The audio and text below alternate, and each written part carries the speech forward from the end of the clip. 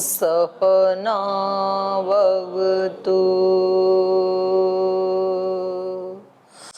सहनौ भुनक्तु सह वीर्यं करवावहै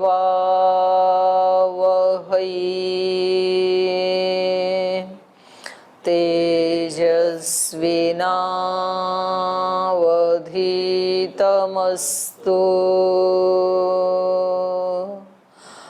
मा विद्विषावहै।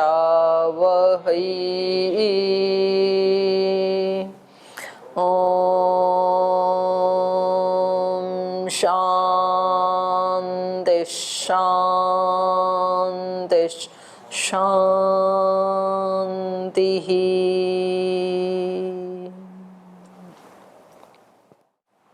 सूत्र पाठ। अथ तृतीयोऽध्यायस्य द्वितीयः पादः। सन्धे सृष्टिराह हि निर्मातारं चैके पुत्रादयश्च मायामात्रं तु प्रार्थनेन अनभिव्यक्तस्वरूपत्वात् सूचकस्य हि श्रुतेराचक्षते च तद्विदः पराभिध्यानात् तु तिरोहितं ततो हि यस्य बन्धविपर्ययौ देहयोगाद्वा सोऽपि तदभावो नाडीषु तच्छ्रुतेरात्मनि च अतः प्रबोधोऽस्मात् स एव तु कर्मानुस्मृतिशब्दविधिभ्यः मुग्धेर्धसम्पत्तिः परिशेषात् न स्थानतोऽपि परस्योभयलिङ्गं सर्वत्र हि न भेदादिति चेन्न प्रत्येकमतद्वचनात् अपि चैवम् एके अरूपवदेव हि तत्प्रधानत्वात् प्रकाशवच्चावैरुध्यात् आह च तन्मात्रं दर्शयति चाथोऽपि स्मर्यते अत एव चोपमा सूर्यकादिवत् अम्बुवदग्रहणात् तु न तथात्वं वृद्धिह्रासभाक्तमन्तर्भावादुभयसामञ्जस्यादेवं दर्शनाच्च प्रकृतैतावत्त्वं हि प्रतिषेधति ततो ब्रवीति च भूयः तदव्यक्तमाह हि अपि संराधने प्रत्यक्षानुमानाभ्यां प्रकाशादिवच्चावैशेष्यं प्रकाशस्य कर्मण्यभ्यासात् अतो अनन्तेन तथा हि लिङ्गम् उभयव्यपदेशात् हि कुण्डलवत् प्रकाशाश्रयवद्वा तेजस्वात् पूर्ववद्वा प्रतिषेधाच्च परमतः सेतून्मानसम्बन्धव्यपदेशेभ्यः सामान्यात्तु बुद्ध्यर्थपादवत् स्थानविशेषात् प्रकाशादिवत् उपपत्तेश्च तथान्यप्रतिषेधात् अनेन सर्वगतत्वमायामशब्दादिभ्यः फलमतुपपत्तेः सुतत्वाच्च धर्मं जैमिनिरत एव पूर्वं तु बादरायणो हेतुव्यपदेशात् इति द्वितीय। तो यहाँ वेदांत दर्शन के तृतीय अध्याय के द्वितीय पाद में पहले 4 अवस्थाओं का वर्णन किया, जागृत, स्वप्न, सुषुप्ति और मूर्छा अवस्था।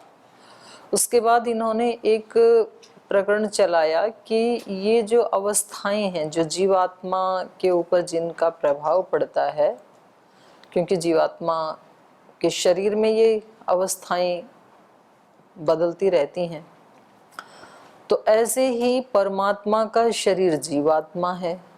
तो जीवात्मा की बदलती हुई परिस्थितियों से परमात्मा की भी परिस्थितियां बदलनी चाहिए, तो उसमें भी तो चेंज आना चाहिए ना। जैसे इसका जागृत, स्वप्न, सुषुप्ति आदि में परिवर्तन होता है अवस्था में, ऐसे उसका भी होना चाहिए। तो और इन्होंने एक दृष्टांत दे के बताया कि जैसे देखो, सूर्य का प्रतिबिंब जल में गिरता है तो जल के छोटे बड़े होने से प्रतिबिंब छोटा बड़ा हो जाता है। तो ऐसे ही परमात्मा के भी हम आत्माओं के अच्छा या बुरा करने पर उसमें भी अच्छाई या बुराई का समावेश होना चाहिए। तो इसका उत्तर दिया कि उसका कोई प्रतिबिंब नहीं होता है सूर्य की तरह, क्योंकि परमात्मा का स्वरूप यहाँ क्या बताया था? तेजस स्वरूप बताया था। और तेज का सबसे बड़ा हमारे पास जो पदार्थ है वो सूर्य है। तो बोले सूर्य की तरह तेज है क्या परमात्मा? तेजस स्वरूप है क्या? तो सूर्य तो छोटा बड़ा हो जाता है, तो ऐसे परमात्मा भी छोटा बड़ा होता होगा। आत्माओं के उच्चा वचा ऊंची नीची अवस्था के कारण। तो उन्होंने कहा कि नहीं, ऐसे नहीं हो सकता है, क्योंकि सूर्य का तो प्रतिबिंब गिरता है पानी में, लेकिन ऐसे आत्मा का कोई प्रतिबिंब आत्मा में गिरता नहीं है। क्यों नहीं गिरता है? क्योंकि उसमें आधार आधेय का संबंध होना चाहिए, और आधार आधेय का एक तो संबंध होना चाहिए, एक वो उससे अलग होना चाहिए, दोनों का आपस में सामंजस्य भी होना चाहिए। तो यहाँ तो भगवान का जिसमें प्रतिबिंब गिरे तो ऐसा कोई आधार नहीं है ना, क्योंकि ये सब कुछ ही परमात्मा में है और परमात्मा इन सब से भी पार है। तो इसमें परमात्मा का माने बड़े का छोटे में प्रतिबिंब कैसे गिर सकता है? आधार तो हमेशा बड़ा होता है, आधेय छोटा होता है, तो आधार आधेय का संबंध बनेगा ही नहीं। और यहाँ पर भी जो दिखाई दे रहा है, जो संकोच ह्रास या विस्तार आदि जो हो रहा है, वो सूर्य का नहीं हो रहा है, यहाँ भी प्रतिबिंब का हो रहा है। सूर्य भी छोटा बड़ा नहीं होता है, तो ऐसा कोई प्रतिबिंब परमात्मा का गिरता नहीं है। तो इससे क्या पता लगा कि परमात्मा आत्मा की अच्छी या बुरी परिस्थिति के अनुसार उसमें कोई परिवर्तन नहीं होता है। और दर्शनाच्य ऐसा ही श्रुति भी बता रही है। सूर्यो यथा सर्वलोकस्य चक्षुः न लिप्यते चाक्षुषैर बाह्य दोषै एकस्तथा सर्वभूतांतरात्मा न लिप्यते लोक दुखेन बाह्य। श्रुति भी यही कह रही है। तो बोले फिर श्रुति में तो जो है ना, वो उसका परमात्मा का निषेध ही कर रखा है। जो नेति नेति का उपदेश है, अथात आदेशो नेति नेति अथ अत, जो इससे आगे का जो उपदेश है या आदेश है, बृहदारण्यक में कहा ना 2-3-6 में, स्टार्टिंग तो की 2-1-1 में, ब्रह्म ते ब्रवाणी, ब्रह्म का उपदेश देते हैं आपको, हम बताते हैं। अथ अत, ब्रह्म का उपदेश देने के बाद फिर क्या कहा? आदेश नेति नेति। अब उसके लिए ये आदेशित किया जा रहा है इस उपदेश के बारे में, नेति नेति वो नहीं है। तो बोले यहाँ तो ब्रह्म का ही खंडन कर दिया, क्योंकि अथ अत इसके बाद ऐसे जो कहा जा रहा है, तो उससे पहले किसका वर्णन चल रहा है? परमात्मा का। और फिर जो नेति नेति कहा तो पूर्व वाले का ही तो प्रतिषेध करेगा ना। तो जब परमात्मा का ही प्रतिषेध किया गया है, तो उसको जानने की, ढूंढने की कोशिश ही क्यों करनी चाहिए? तो उसका उत्तर दिया 22 नंबर सूत्र में, कहा कि प्रकृत एतावत्वम ही प्रतिषेधती। नेति नेति से वहां ब्रह्म का प्रतिषेध नहीं किया, बल्कि ब्रह्म की एतावत्ता का, इयत्ता का प्रतिषेध किया है कि ब्रह्म इतना ही नहीं है जितना कि इसमें बताया है। ततच भूय ब्रवीति, उससे भी बढ़ करके है परमात्मा, ऐसा वहां पर कहा गया है। तद अव्यक्तम आह ही, और निश्चित रूप से वो जो ब्रह्म है वो कैसा है? अव्यक्तम। अव्यक्त मतलब, बोले फिर अव्यक्त ही है वो, जब व्यक्त हो ही नहीं सकता है तो भी उसके लिए क्यों साधना करें? बोले नहीं, अव्यक्त का मतलब है कि इंद्रियों से व्यक्त नहीं हो सकता है, वो इंद्रियों से जानने योग्य नहीं है।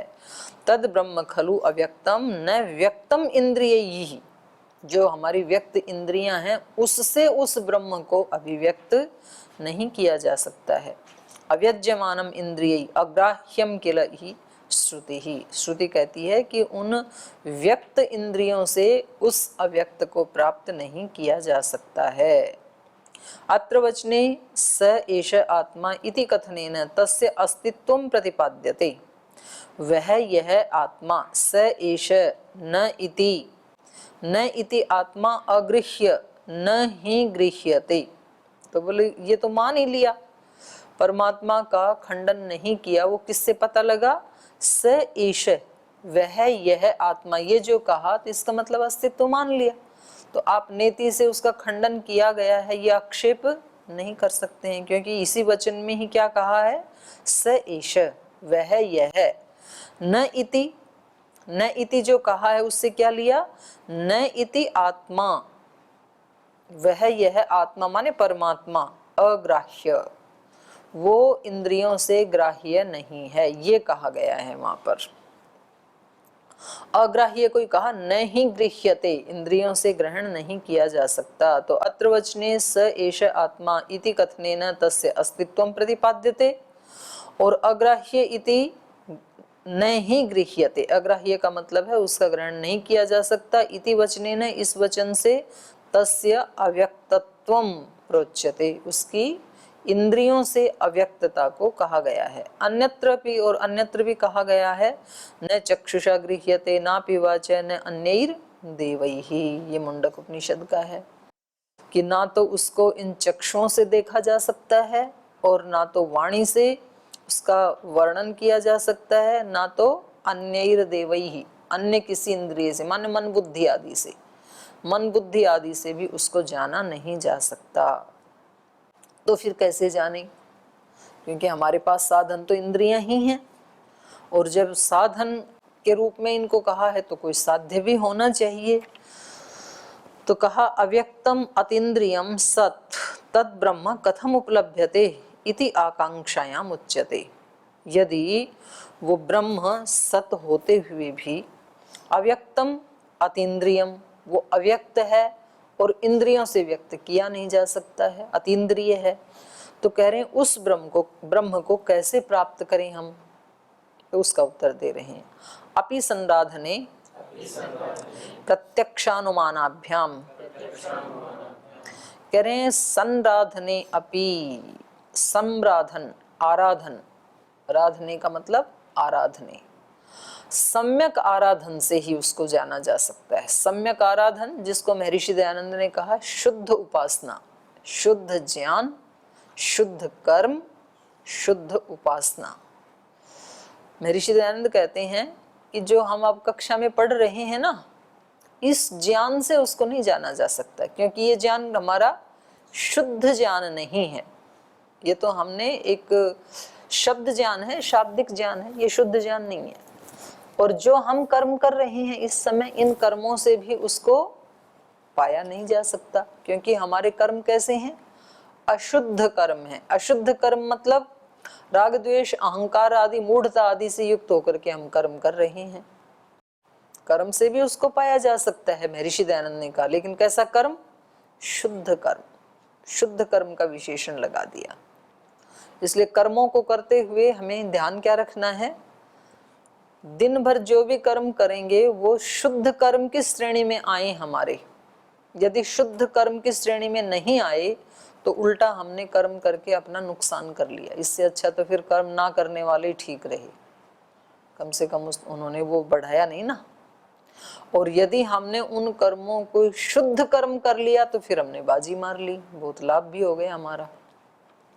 और शुद्ध उपासना, तो ये तीनों के विशेषण लगाए महर्षि दयानंद ने। तो ऐसे ही यहाँ पर ब्रह्म सूत्र में भी बताया, अपि संराधने, संराधने माने सम्यक आराधने, योग रीति से उपासना करने पर प्रत्यक्ष अनुमानाभ्याम, उसको प्रत्यक्ष से जाना जा सकता है और अनुमानाभ्याम, अनुमान का मतलब है जो शास्त्र हमें बता रहे हैं उसका आश्रय लेकर के।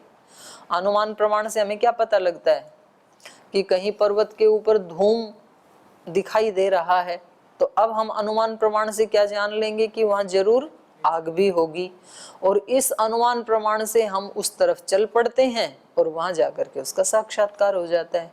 तो अनुमान का मतलब है यहाँ पर शास्त्र का प्रमाण, शब्द प्रमाण, इसके द्वारा, और साक्षात्कार का मतलब है उसका प्रत्यक्ष। अपि संराधने तद अव्यक्तम ब्रह्म खलु उपलभ्यते, वो जो अव्यक्त ब्रह्म है वो उपलब्ध हो जाता है, वो मिल जाता है। कैसे? संराधने, संराधने को ही खोला, योग रीत्य उपासने, योग रीति की उपासना से। योग रीति की उपासना से मतलब यम नियम आसन प्राणायाम प्रत्याहार धारणा ध्यान समाधि की रीति से, माने समाधि अवस्था की रीति से ही उसमें उतर के उसको जाना जा सकता है। अनेक अनेक प्रकार की उपासनाएं लोग करते हैं, उन सब उपासनाओं से उसको जाना नहीं जा सकता।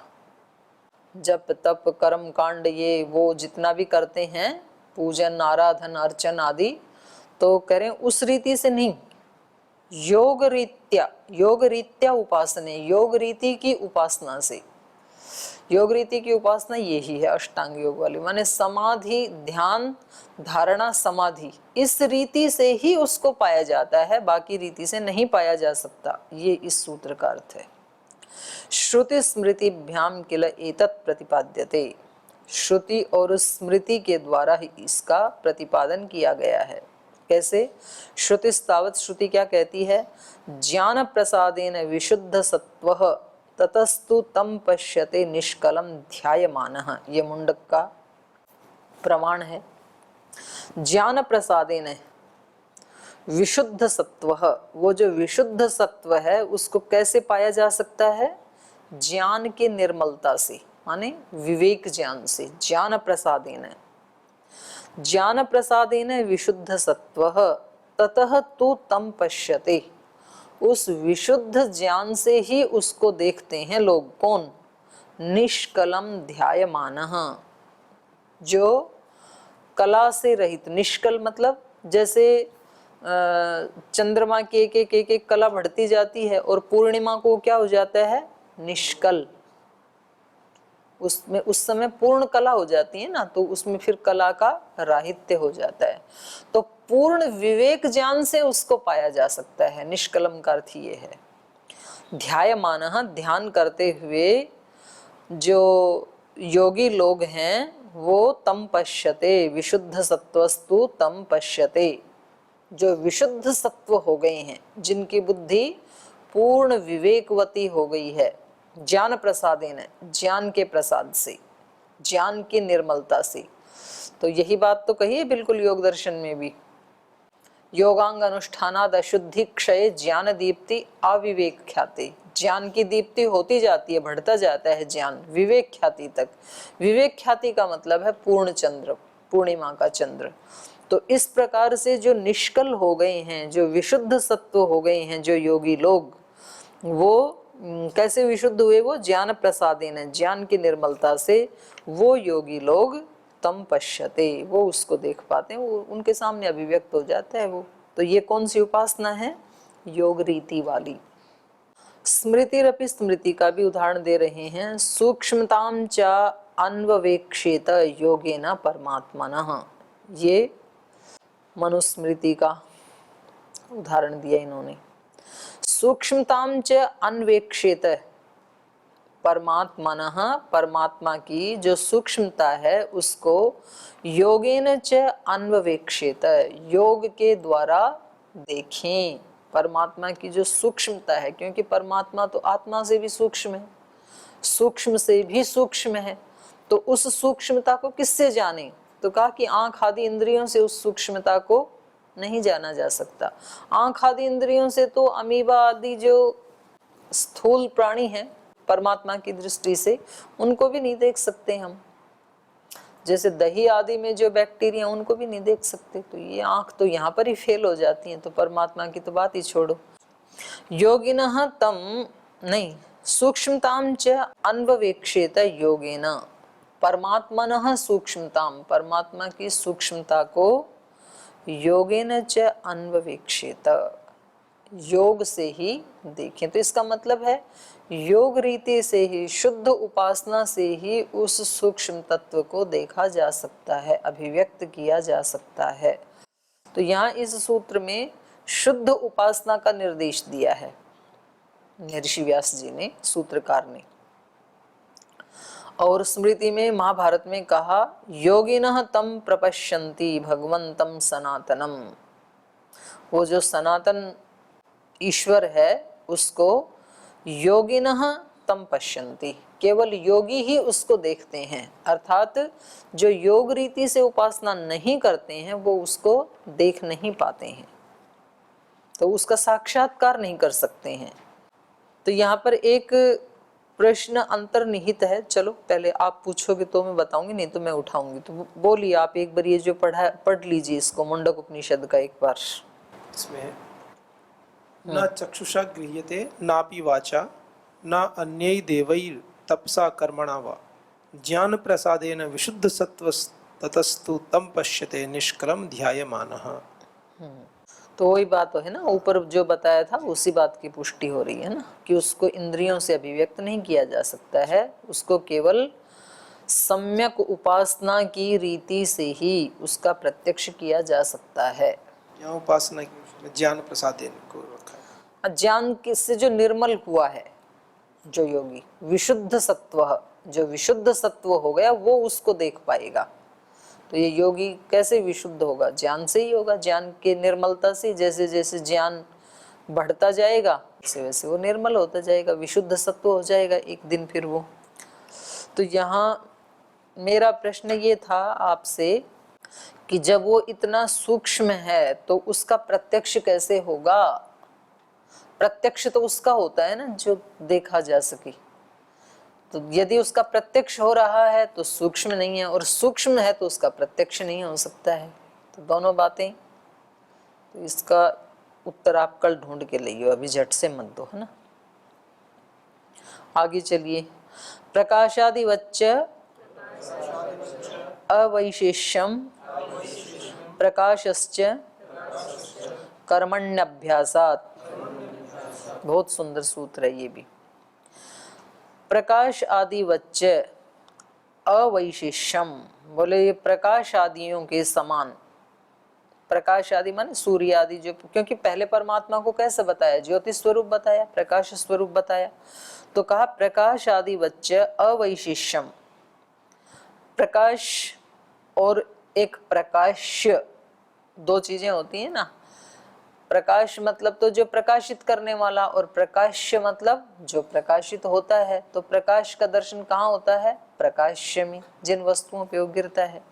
प्रकाश आदि बच्चे अवैशेष्यम, जो प्रकाश आदियों के समान, जो प्रकाश और प्रकाशक हैं उनके समान, ऐसे कहा जाएगा। आदि का मतलब यहाँ पर वो वस्तुएं भी ले ली जाएंगी जो प्रकाशित होती हैं प्रकाश से। प्रकाश आदि मतलब प्रकाश और प्रकाश्य। तो प्रकाश आदियों के समान माने व्याप्य व्यापक में क्या है? अवैशेष्यम, अभेद है। बात यह है ना कि इंद्रियों से उसको जाना नहीं जा सकता है, और योग से उसको जाना जा सकता है। तो बोले वो परमात्मा में, इस आत्मा से उस परमात्मा का भेद है या अभेद है? भाई जब उसको जान रहा है योग रीति से तो क्या हो गया? भेद हो गया। एक जानने वाला और एक जीव जिसको जाना जा रहा है। तो इनमें दोनों में भेद होना चाहिए। और कह रहे हैं कि अभेद की भी श्रुति मिलती हैं। वेदांत का तो मतलब ही कुछ लोग क्या मानते हैं? अभेद, अभेद मतलब केवल ब्रह्म ही है, ऐसा मानते हैं। तो कहा कि इसका कैसे समाधान होगा? तो बोले प्रकाश आदि वच्च। प्रकाश आदि का मतलब प्रकाश और प्रकाश्य। जैसे प्रकाश बिना प्रकाश्य के अभिव्यक्त होता नहीं है, तो अभिव्यक्त होने के लिए कोई ऐसी वस्तु चाहिए जिस पे प्रकाश गिरता है, उससे प्रकाश अभिव्यक्त होगा। तो वैसे तो प्रकाश का अपना कोई रूप होता नहीं है। और जो वस्तुएं प्रकाश्य हैं, जो जिनका रूप दिखाई दे रहा है, वो रूप गुण उनमें कहाँ से आया? प्रकाश से ही आया। क्योंकि रूप गुण किसका है? अग्नि का है, तेज का है। तो बोले इनमें भेद करें कि अभेद करें? प्रकाशक और प्रकाश्य ये दोनों अलग अलग वस्तुएं हैं या एक ही हैं? जैसे सूर्य का प्रकाश और सूर्य दोनों एक हैं कि अनेक हैं? मतलब भेद है या अभेद है दोनों में? क्या कहना है आपका? सूर्य का प्रकाश स्वरूप ही है ना, प्रकाश से भिन्न नहीं किया जा सकता सूर्य। तो सूर्य का प्रकाश ऐसे तो बोला जाता है ना, प्रकाश यहाँ गिर रहा है, सूर्य तो गिर नहीं रहा है। तो प्रकाश अलग हुआ कि नहीं हुआ? भेद है कि नहीं है? व्यवहार के लिए कैसे है भाई? सूर्य तो है द्युलोक में भले आदमी, प्रकाश है धरती के ऊपर। व्यवहार के लिए है ये, माने प्रत्यक्ष दिखने वाली वस्तु को आप हमारे को ऐसे बहका रहे हो कि जैसे वो लोग बोलते हैं ना कि ये जगत तो है, मतलब भ्रम है ये। अरे भ्रम कैसे भाई? दिख रहा है प्रत्यक्ष, इसको कैसे भ्रम कहोगे आप? प्रकाश से सूर्य का भेद अलग नहीं किया जा सकता है ना, शुद्ध होता है ना। दृष्टि से जैसे अग्नि से उसकी उष्णता को भिन्न नहीं किया जा सकता। किया जा सकता है ना। अग्नि हवन कुंड में है और उष्णता मेरे हाथ में आ जाती है। तो भेद है कि नहीं है? फैल रहा है वो वायु के द्वारा। अग्नि और उसके तेज में भेद है कि नहीं है? तेज हमारे हाथ में उष्णता आती है कि नहीं आती है? बोलो आप। आती है ना? वो तो फैलती है वो। अरे भाई, आप जो प्रत्यक्ष दिख रहा है उसकी बात करो ना। आप अपनी मतलब, क्योंकि हम यहाँ पर वाद कर रहे हैं, जी जी। वितंडा नहीं कर रहे हैं, वितरण। ठीक है? भाई सूर्य तो आकाश में है और सूर्य का प्रकाश इस वस्तु पे गिर रहा है कि नहीं गिर रहा है? प्रकाश को मानोगे कि नहीं मानोगे? क्योंकि वो उससे जैसे मैग्नीफाइंग ग्लास से गुजारते हैं तो वस्तु जल जाती है। यदि सूर्य ही आ जाता है यहाँ, तब तो वो वस्तु क्या, सारी धरती जल जाती, पिघल जाती। तो इसका मतलब यहाँ प्रकाश आ रहा है, सूर्य तो नहीं आ रहा है। मानोगे ना इस बात को? तो अब ये कह रहे हैं कि भाई इसमें आप भेद मानते हो कि अभेद मानते हो, ये एक प्रसंग चल रहा है। तो प्रकाश आदि वच्च अवैशेष्यम, अवैशेष्यम मतलब समानता, अभेद। प्रकाशश्च कर्मण्यभ्यासात्, माने उसकी कैसे अभिव्यक्ति होगी, ये प्रसंग चल रहा है ना, कि उसकी अभिव्यक्ति कैसे होगी। तो कहा कर्मण्यभ्यासात्, कर्म के अभ्यास से। जो आज रामायण की कक्षा में भी बात चल रही थी कि जी कर्म करें कि उपासना करें, तो यहाँ पर ये वेदांत कह रहा है कर्मण्यभ्यासात्, कर्म के अभ्यास से। कर्म के अभ्यास से मतलब कर्म करते हुए उस स्थिति में रहना है। नहीं तो वो लोग बोलते हमें ध्यान के लिए ना स्पेशल टाइम दे दो, हमें 1 घंटा ध्यान करेंगे, अब हम सन्यासी हो गए। अरे भाई, तुम सन्यासी हो गए तो 1 घंटा ध्यान क्यों करोगे? 24 घंटे ध्यान क्यों नहीं करते हो? आपको हर कर्म में ध्यान करना पड़ेगा, पर उस हर क्षण कर्म में ध्यान करने के लिए आपको 1 घंटा भी करना पड़ेगा, ये भी सच है। लेकिन यदि आप यूं कहो कि बस 1 घंटा दे दो हमें और बाकी समय में हम वैसे ही काम करेंगे उल्टे सीधे जैसे दूसरे करते हैं, तो फिर तो कोई मतलब नहीं रह जाता है। तो यहाँ पर भेद है या अभेद है, तो उसको कैसे हम परमात्मा को प्राप्त करें? भौतिक क्षेत्रे यथा प्रकाशस्य प्रकाश्येन तथा व्यापकस्य व्याप्येन सह अवैशेष्यम, अवैशेष्यम माने विशेष अभाव, अपार्थक्यम, अविनाभावो अनिवार्य संयोग भवति, तथैव च अध्यात्म क्षेत्रे परमात्मनो जीवात्मना सह अवैशेष्यम अविनाभावो अनिवार्य संयोगः तादात्म्यम खलु भवति। परमात्मा का तो हमेशा तादात्म्य ही है, तो उसको अभिव्यक्त करना है। तस्य अवैशेष्यस्य, वो जो हमारे साथ मिला ही हुआ है, विशेष नहीं है, भेद नहीं है, अभेद का। अविनाभावस्य, जो हमेशा अविनाभाव संबंध से रहता है हमारे साथ। अनिवार्य संयोगस्य, जिसका अनिवार्य संयोग है, ऐसा जो प्रकाशः प्रकटिभाव खलु संराधने कर्मणि भवति, उसकी अभिव्यक्ति कैसे होती है? कर्मणि संराधने भवति, सम्यक उपासना कर्म से उसकी अभिव्यक्ति होती है। उसी को खोल रहे हैं, किल अभ्यासात निरंतर सेवनात्, वो जो अभ्यास है उसका निरंतर आसेवन करने से उसकी अभिव्यक्ति होती है। तो इसको थोड़ा विस्तार से कल पढ़ेंगे, आज समय हो गया, आज यहीं विराम लेते हैं। ओम